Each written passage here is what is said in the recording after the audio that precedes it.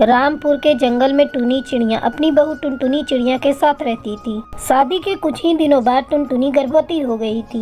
बहू, तू ज्यादा काम मत किया कर, मैं हूँ ना, तू जाकर आराम कर। नहीं माँ जी, मेरे होते आप घर का काम करेंगी और मैं बैठकर खाऊंगी, ये मुझसे नहीं होगा। बहू, तू माँ बनने वाली है, ऐसी हालत में मैं तुझसे ज्यादा काम नहीं करवा सकती।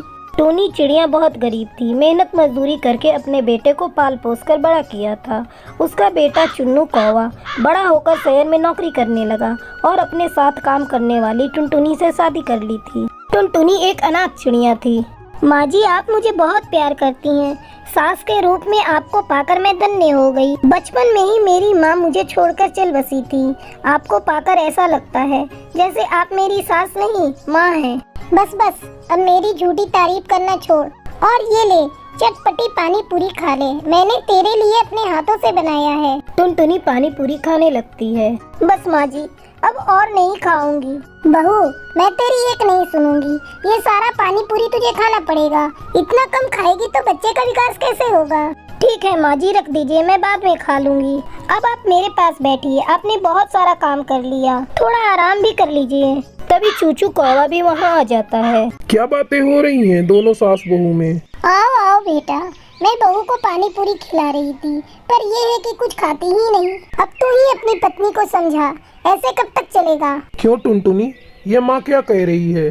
तुम्हें अपने खाने पीने का ख्याल खुद रखना चाहिए। अच्छा बाबा, आगे से मैं ध्यान रखूंगी। इस तरह कुछ दिन गुजर जाते हैं। बहू, मैं सोच रही हूँ पास पड़ोस के कुछ पक्षियों को बुलाकर तेरी गोद भराई कर दूँ। अगले दिन टुनी चिड़िया अपनी पड़ोसन चमेली कौवी के घर जाती है। काकी, ओ चमेली काकी, कहाँ हो? टुनी चिड़िया चमेली के कमरे में जाती है। क्या हुआ काकी, तबीयत ठीक नहीं है क्या? नहीं टूनी, कुछ दिनों से बुखार आ रहा है, इसीलिए कहीं आ जा नहीं पा रही हूँ। कहो कैसे आना हुआ?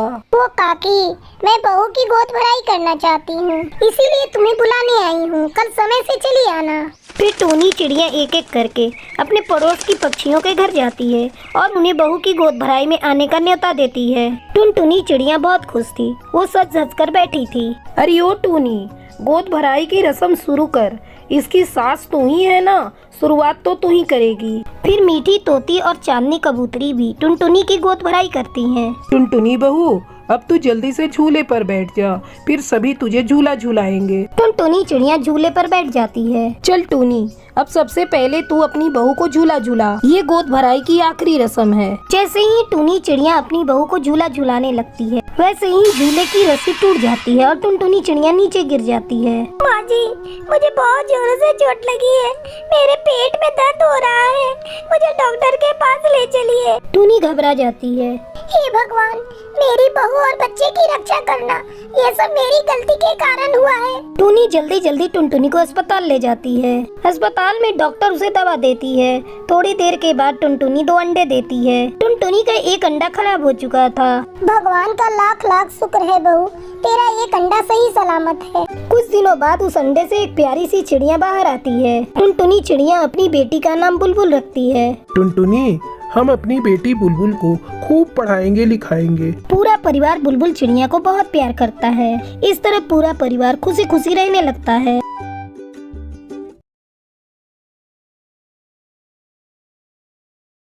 चंदन नगर में एक बहुत बड़ा जंगल था। उस जंगल में टुनटुनी चिड़िया अपने पति गोलू कौवा के साथ रहती थी। टुनटुनी चिड़िया की एक बेटी और एक बेटा था। बेटी का नाम गुड़िया और बेटे का नाम उसने बंटी रखा था। दोनों बच्चे स्कूल में पढ़ते थे। गोलू कौवा एक होटल में खाना बनाने का काम करता था। एक दिन जब वो सोकर उठा तो जोर जोर से चिल्लाने लगा। टुनटुनी, अरे ओ टुनटुनी, ये देख मुझे क्या हो गया, मेरे तो पैर काम ही नहीं कर रहे हैं। गोलू के चिल्लाने की आवाज सुनकर टुनटुनी चिड़िया वहाँ आती है। क्या हुआ जी, सुबह सुबह शोर क्यों मचाने लगे? मुझे बहुत काम करने हैं, जल्दी बोलो, क्या बात है? टुनटुनी, ये देख, मेरे पैर ने काम करना बंद कर दिया है। ऐसा कैसे हो सकता है? रात में तो सब कुछ ठीक ही था। इतना कहकर टुनटुनी अपने काम में लग जाती है। इस तरह कई दिन गुजर जाते हैं, लेकिन गोलू के हालत में कोई सुधार नहीं होती। सुनो जी, घर का सारा राशन खत्म हो गया है और तुम भी बिस्तर पर पड़े हो। मैं सोच रही हूँ मैं तुम्हारी जगह होटल में जाकर काम करूँ। इससे घर में 2 पैसे भी आएंगे, बच्चों का पेट भी भरेगा और तुम्हारी दवाइयाँ भी आएंगी। टुनटुनी गोलू के होटल में जाती है। जब होटल का मालिक टुनटुनी को देखता है तो उसे डांटने लगता है। क्यों रे, तेरा पति कहाँ है? ज्यादा चर्बी चढ़ गई क्या उसे? देखता हूँ कौन उसे काम देता है। मालिक, ऐसी कोई बात नहीं। मेरे पति के पैर ने काम करना बंद कर दिया है, इसीलिए उनकी जगह मैं काम करने आई हूँ। ठीक है, अभी से लग जा काम पर। टुनटुनी होटल में काम करने लगती है। दिन बीतने लगते हैं। एक दिन जब टुनटुनी होटल में भोजन बना रही थी, तभी वो देखती है कि होटल के कुछ स्टाफ एक पक्षी को पीट रहे हैं। अरे रानो, होटल के स्टाफ मिलकर इस पक्षी को क्यों पीट रहे हैं? तुझे नहीं पता? यहाँ तो अक्सर ऐसा होता है, जब कोई गरीब पक्षी पैसा नहीं दे पाता तो ये स्टाफ मिलकर उसे पीटते हैं। ये तो बहुत गलत बात है।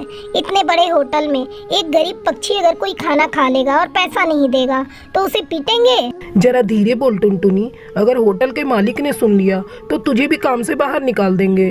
टुनटुनी बहुत दुखी थी, लेकिन वो क्या सकती थी। वो अपने काम में लग जाती है। एक दिन टुनटुनी की सास टूनी चिड़िया अपने बेटे को देखने के लिए उसके घर आती है। उस समय टुनटुनी चिड़िया घर पर नहीं थी, वो होटल में काम कर रही थी। क्यों रे, तुझे इस हाल में छोड़कर तेरी पत्नी कहाँ गुलछर्रे उड़ा रही है? इस हाल में उसे तेरे पास होना चाहिए, तो वो इधर उधर घूम रही है। तुम मेरी पत्नी को इस तरह क्यों बोल रही हो माँ? आज टुनटुनी की वजह से ही ये घर चल रहा है। मेरी जगह वो होटल में काम करती है। मुझे तो पता है हमारे घर की औरतें बाहर जाकर काम नहीं करती, फिर तूने कैसे उसे बाहर जाकर काम करने की इजाजत दे दी? आने दे, आज मैं उससे बात करती हूँ। जब टुनटुनी चिड़िया घर आती है तब उसकी सास उस पर चिल्लाने लगती है। बहू, अगर तुझे बाहर काम ही करना था तो पहले मुझसे पूछ तो लिया होता। मैं तुझे सलाह देती कि तुझे क्या करना है। दूसरे की गुलामी करने से अच्छा है तू अपना कोई काम धंधा शुरू कर दे, इससे तेरा घर परिवार अच्छे से चलता रहेगा। लेकिन माँ जी, मैं ऐसा कौन सा काम करूँ? मुझे तो कुछ समझ में नहीं आता। तुझे याद है जब मैं अपने बेटे के लिए तुझे देखने गई थी तो तूने मुझे इडली सांभर खिलाया था, बड़ा स्वादिष्ट बना था। इसी से तो मैं तुझे अपनी बहू बनाई। ऐसा कर, तू अपना एक छोटा सा इडली सांभर का दुकान खोल ले। आप बिल्कुल ठीक कह रही हैं माँ जी, मैं कल ही इडली सांभर की एक छोटी सी दुकान खोल लेती हूँ। इससे मैं गरीबों को भी खिला पाऊंगी। टुनटुनी चिड़िया को अपनी सास की सलाह पसंद आ जाती है और अगले ही दिन वो अपना एक छोटा सा इडली सांभर का दुकान खोल लेती है। आओ आओ काका, मैं 5 रुपए में आपको भरपेट इडली सांभर खिलाऊंगी। जल्दी ही टुनटुनी चिड़िया की दुकान पर 5 रुपए में इडली सांभर खाने वालों की भीड़ लग जाती है। कुछ ही दिनों में टुनटुनी की इडली सांभर से अच्छी कमाई होने लगती है। फिर सभी खुशी खुशी रहने लगते हैं।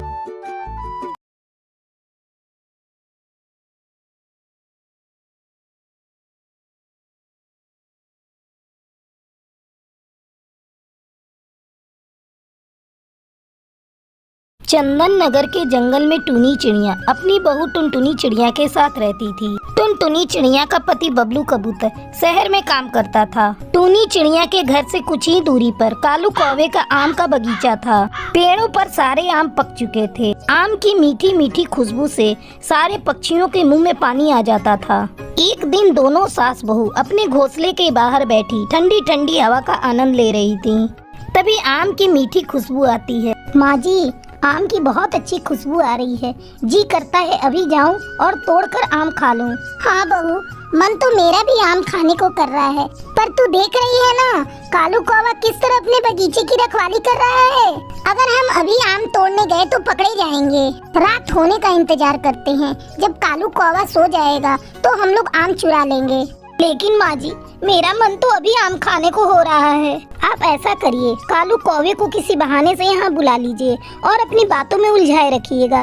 तब तक मैं कुछ आम चुरा लूंगी, फिर दोनों आधा आधा बांट कर खा लेंगे। लेकिन बहू, आम चुराते अगर तू पकड़ी गई तो हमारी बहुत बदनामी होगी। आप बेकार में डर रही हैं माँ जी, ऐसा कुछ नहीं होगा।